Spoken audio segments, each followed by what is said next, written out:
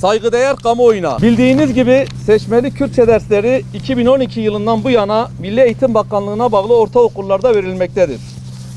Türkiye'de bu derslerin verilmeye başlanması demokrasi açısından önemli bir gelişmedir.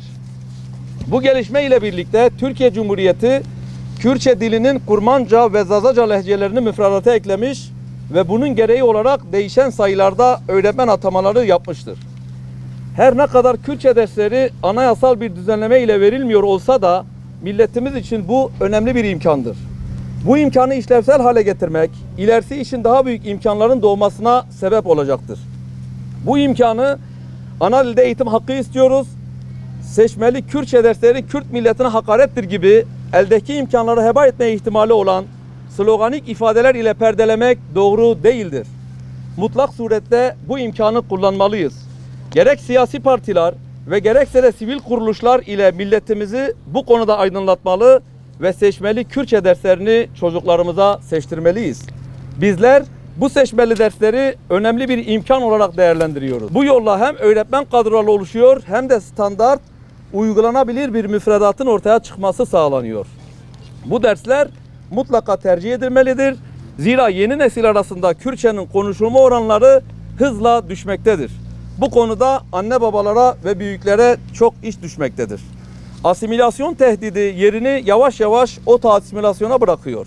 Bunun önüne geçmenin en iyi yolu çocuklarımıza gerek okulda gerekse de evlerimizde kendi ana dilleriyle eğitim vermektir. Bu amaçla çocuklarımız ile Kürtçe konuşmaya özen göstermeliyiz. Bunu yapmadığımız takdirde binlerce yıllık bir mirası boşa harcamış ve çocuklarımıza karşı sorumluluklarımızı yerine getirmemiş oluruz.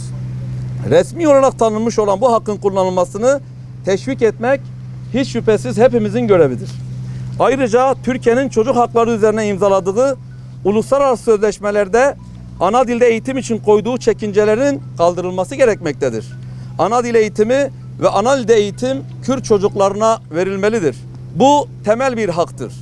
Demokrasiye bağlı ve insan haklarına saygılı olan bir hukuk devletinde çocukların kendi ana dillerine eğitim alamaması büyük bir çelişkidir ve bizce kabul edilemezdir.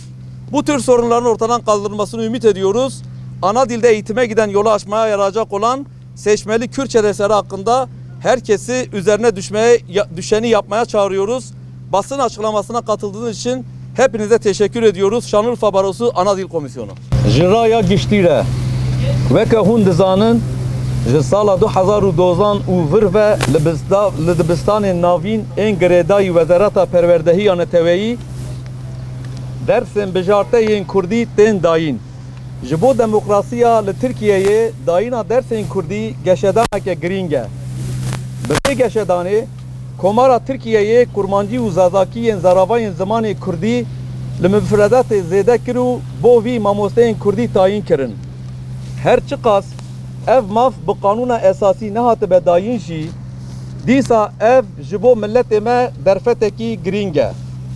Bi karanîna vê derfetê da di pêşerojê da bibe sedema derfetên mezintir.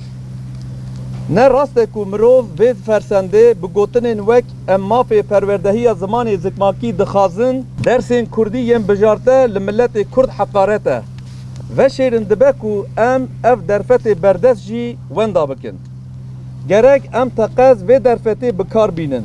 Gerek em hem bi saziyên siyasî û hem jî bi saziyên sivîl de di vê mijarê da milletê xwe agahdar bikin û di vê gereke zarokên me ev dersên Kurdî yên bijarte hilbijêrin. Em van dersên bijarte wek derfetek girîng dibînin, ev ders gaveke ber bi perwerdeya bi zimanê zikmakî ye. Ji ber ku bi vî awayî cihên mamosteyan tên afirandin û bernameyeke standard û bikêrhatî tê çêkirin. Di vê teqez ev ders bên tercih kirin, ji ber ku rêjeya axaftina bi Kurdî di nav nifşên nû de bilez kêm dibe. Gelek mesuliyetên dê û bav û mezinan di vî warî da hene. Asimilasyon hedî cihê xwe ji oto-asimilasyonê ra berdide.